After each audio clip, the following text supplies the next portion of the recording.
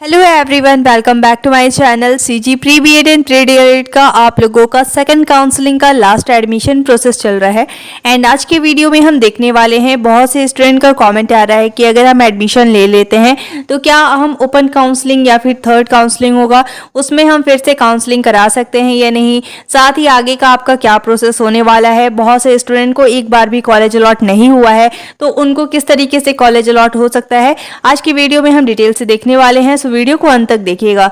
अब देखिए, सबसे पहले आप लोगों का ये शेड्यूल है, इसमें आप लोगों का मेंशन किया गया है कि कब तक आप लोगों को एडमिशन लेना है। तो यहाँ पे देखिए आप लोगों का ये सेकंड राउंड है एंड इसमें आप लोगों का जिनका भी नाम आ गया है आप लोगों को अलॉटमेंट लेटर को डाउनलोड करना है। किस तरीके से अलॉटमेंट को डाउनलोड करना है आपको मैंने प्रीवियस वीडियो में बताया हुआ है।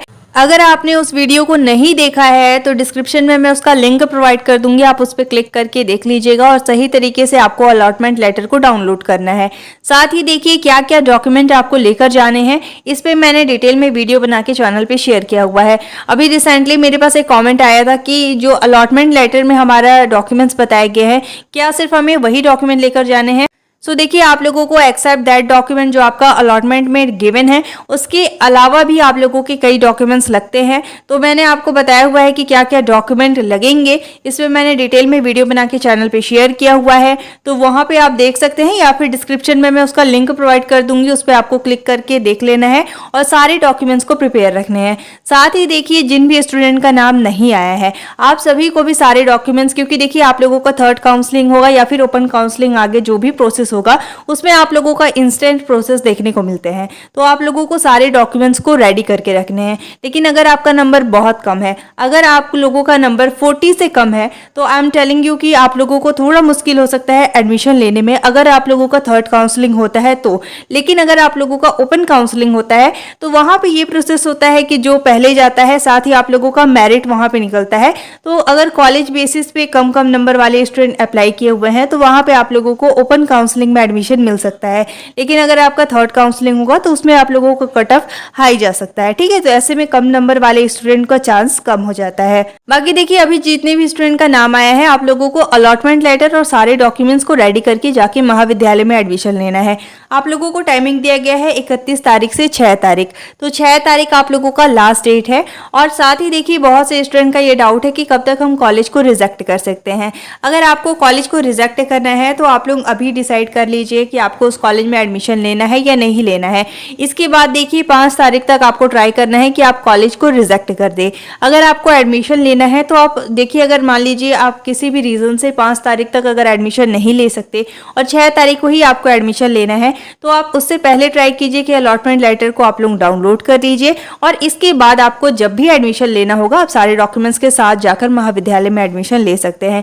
क्योंकि देखिए लास्ट डे में आपने देखा होगा, चाहे आपका फर्स्ट काउंसलिंग हो या सेकेंड काउंसलिंग के जितने भी मेरिट्स आए हैं उसमें आप लोगों का लास्ट डे सर्वर एरर होता है, तो बहुत से स्टूडेंट रिजेक्ट भी नहीं कर पाते हैं जिससे काउंसलिंग से बाहर हो जाते हैं। साथ ही अगर आपको एडमिशन लेना है और अगर आपके पास अलॉटमेंट नहीं है तो वहां पे आपको एडमिशन नहीं दिया जाएगा, ठीक है। तो इसलिए आप लोगों को ट्राई करना है कि पहले ही आप लोग अलॉटमेंट लेटर को डाउनलोड कर ले। इसके साथ ही देखिए 7 तारीख को आप लोगों का सेकेंड काउंसलिंग का लास्ट वैकेंट सीट आने वाला है और इसमें ही आपको पता चलेगा कि अलग अलग कॉलेज में कितने वैकेंट सीट अभी बचे हुए हैं, ठीक है। और इसके बाद आप लोगों का SCERT की तरफ से अलग से नोटिफिकेशन आएगा, उसमें आपको पता चलेगा कि थर्ड काउंसलिंग होगा। अगर थर्ड काउंसलिंग नहीं होगा तो आप लोगों को ओपन काउंसलिंग देखने को मिलेगा।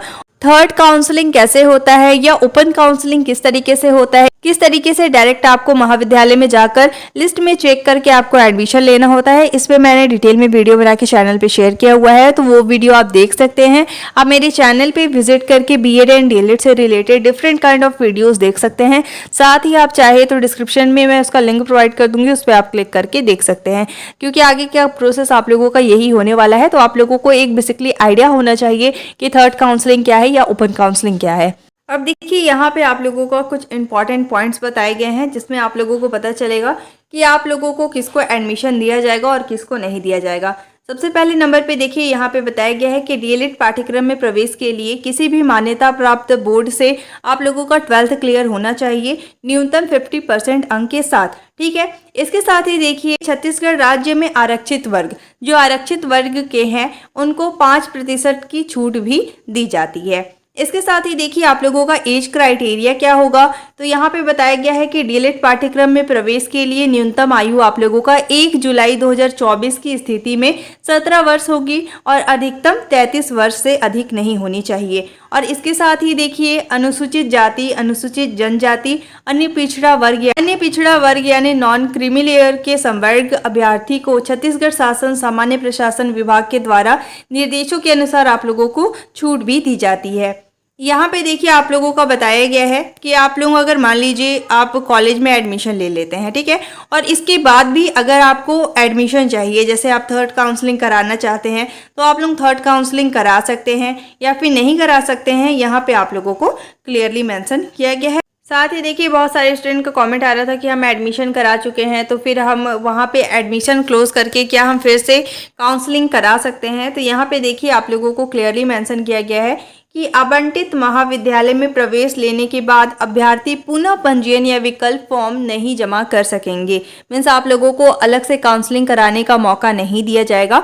और साथ ही आप लोगों को एडमिशन लेने से पहले, क्योंकि आप वहां पे अलॉटमेंट को भी जमा करते हैं, तो वहां पे आप लोगों का अलॉटमेंट कैंसिल नहीं होता है, ठीक है। तो अलग से आप लोगों को फिर से काउंसलिंग कराने का मौका नहीं दिया जाएगा। और जिन स्टूडेंट को अभी तक एक बार भी कॉलेज अलॉट नहीं हुआ है, अगर मान लीजिए आप लोगों का डायरेक्ट मेरिट लिस्ट आता है, जैसे बहुत ही कम सीट अगर बचे हैं सभी कॉलेज में, तो आप लोगों का डायरेक्ट मेरिट लिस्ट भी जारी हो सकता है। तो अगर आप लोगों का मेरिट लिस्ट आएगा तो ऐसे में ये भी हो सकता है कि जिन भी स्टूडेंट को एक बार भी कॉलेज अलॉट नहीं हुआ है उनको डायरेक्ट मेरिट लिस्ट में शामिल किया जाए, ठीक है। तो आगे क्या प्रोसेस होने वाला है, इसके लिए आप लोगों को 7 तारीख तक वेट करना है। उसमें आपको चेक करना होगा कि अलग अलग कॉलेज में कितनी सीट बचे हुए हैं। अगर सीट कम होंगे तो वहां पे आप लोगों का डायरेक्ट मेरिट लिस्ट ही निकाल दिया जाएगा। और अगर मान लीजिए सभी कॉलेज में आप लोगों का लगभग सीट बचा हुआ है तो ऐसे में आप लोगों को थर्ड काउंसलिंग कराने का भी मौका दिया जा सकता है। तो एससीईआरटी की तरफ से ही आपका नोटिफिकेशन जारी होगा, ठीक है। इसके साथ ही देखिए यहाँ पे आप लोगों का मेंशन किया गया है कि यदि 2 चरण के आवंटन प्रक्रिया के बाद भी सीट रिक्त रह जाती है तो तीसरे चरण का आवंटन प्रक्रिया किया जाएगा। मीन्स आप लोगों का थर्ड काउंसलिंग किया जा सकता है। तृतीय चरण के लिए कार्यक्रम, नियम एवं शर्तें पृथक से एससीईआरटी की तरफ से आप लोगों को जारी किया जाएगा और उसमें आप देख पाएंगे कि अलग से आप लोगों का क्या प्रोसेस रहने वाला है। तृतीय चरण भी पूर्व चरणों के समान होगी। जैसे आप लोगों का फर्स्ट काउंसलिंग हुआ उसमें आप लोगों का 3 मेरिट लिस्ट आया, इसके बाद सेकंड काउंसलिंग हुआ उस पर भी आप लोगों का 3 मेरिट लिस्ट आया। बट ये हम नहीं कह सकते कि आपका थर्ड काउंसलिंग में भी 3 ही मेरिट लिस्ट आएगा। बट ऐसा हो सकता है कि आप लोगों को अलग से काउंसलिंग कराने का मौका दिया जाए, कॉलेज चूज करने या प्रेफरेंस को चेंज करने का मौका दिया जाए। और इसके बाद आप लोगों का जितना सीट रह जाएगा, ज़्यादा सीट है तो 2 मेरिट आ सकते हैं, कम सीट है तो 1 ही मेरिट आ सकते हैं। इस तरीके से आप लोगों का प्रोसेस हो सकता है। इसके साथ ही देखिए इसमें जो भी आप लोगों का गिवन है, इसमें अगर आप रीड करना चाहते हैं तो इसको मैं टेलीग्राम ग्रुप में शेयर कर दूंगी, आप इसे रीड कर सकते हैं। या आपके सारे इंस्ट्रक्शंस है, किस तरीके से काउंसलिंग होता है, कितनी बार कॉलेज को रिजेक्ट कर सकते हैं, किस तरीके से अलॉटमेंट को डाउनलोड करना होता है, सारा प्रोसेस यहाँ पे गिवन है। कब तक आपको एडमिशन लेना है, जैसे देखिए यहाँ पे आप लोगों को बताया गया है प्रवेश के लिए निर्धारित तिथि को शाम 5 बजे के बाद प्रवेश प्रक्रिया बंद हो जाएगी। मीन्स जिन भी स्टूडेंट को एडमिशन लेना है आपको 5 बजे से पहले जाके महाविद्यालय में एडमिशन कराना है। इसके बाद देखिए केवल महाविद्यालय शाम 5:30 बजे तक प्रवेशित छात्र के प्रवेश को ऑनलाइन अपडेट कर सकेगी। इस कारण समय का ध्यान रखें, ठीक है। तो आप लोगों को ट्राई करना है कि 5 बजे से पहले ही आपको कॉलेज में विजिट करना है, वहां पे एडमिशन ले लेना है, ठीक है। और 7 तारीख तक आप लोगों को वेट करना है। जिन भी स्टूडेंट को एक बार भी कॉलेज अलॉट नहीं हुआ है, अगर आप लोगों का डायरेक्ट मेरिट लिस्ट आएगा तो उसमें आप लोगों का नाम आ सकता है। इसके साथ ही देखिए आप लोगों का अलग से अगर थर्ड काउंसलिंग होता है तो उसमें आप अलग अलग कॉलेज को प्रेफरेंस देकर वहां पे एडमिशन ले सकते हैं। अब सबसे इंपॉर्टेंट क्या है कि आप लोगों का कट ऑफ लिस्ट और साथ ही वैकेंट सीट जारी किया गया है, तो उसको आपको अच्छे से चेक कर लेना है। वहां पे देखिए जो भी कॉलेज आपने प्रेफरेंस में सिलेक्ट किया हुआ है उसमें कितने सीट बचे हुए हैं। और अभी आप लोगों का क्योंकि 6th मेरिट लिस्ट में जितने स्टूडेंट का नाम आया है वो भी एडमिशन लेंगे, तो उसके बाद भी क्या आपके जो भी कॉलेज आपने प्रेफरेंस में सिलेक्ट किया है उसमें सीट वैकेंट रहेंगे या नहीं रहेंगे, ये डिपेंड करता है, ठीक है। अगर मान लीजिए आपने ऐसे कॉलेज को ही मान लीजिए 1 से 2 कॉलेज को ही सिलेक्ट किया और उसमें सभी सीट फुल हो गए हैं, तो ऐसे में अगर आप लोगों का मेरिट लिस्ट आएगा तो उसमें आप लोगों का नाम नहीं आएगा। और अगर मान लीजिए थर्ड काउंसलिंग होता है तो उसमें आप अलग से कॉलेज को भी सिलेक्ट कर सकते हैं।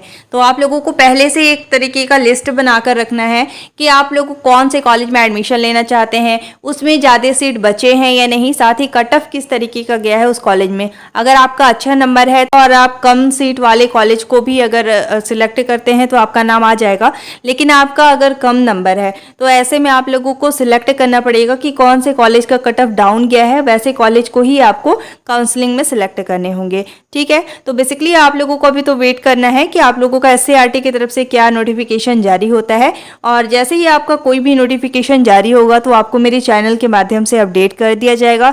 साथ ही आप लोगों के लिए मैंने टेलीग्राम ग्रुप में cut off list vacant PDF को टेलीग्राम ग्रुप में शेयर किया हुआ है, तो आप वहां से चेक कर सकते हैं कौन कौन से कॉलेज का कितना वैकेंट सीट बचा हुआ है। इसके बाद आप लोगों का 7 तारीख को फाइनल लिस्ट आ जाएगा और उसमें आपको चेक करना है कि कितने वैकेंट सीट सभी कॉलेज में बचे हुए हैं। Thank you so much for watching. If you like my YouTube video, don't forget to like, subscribe and share. Thank you.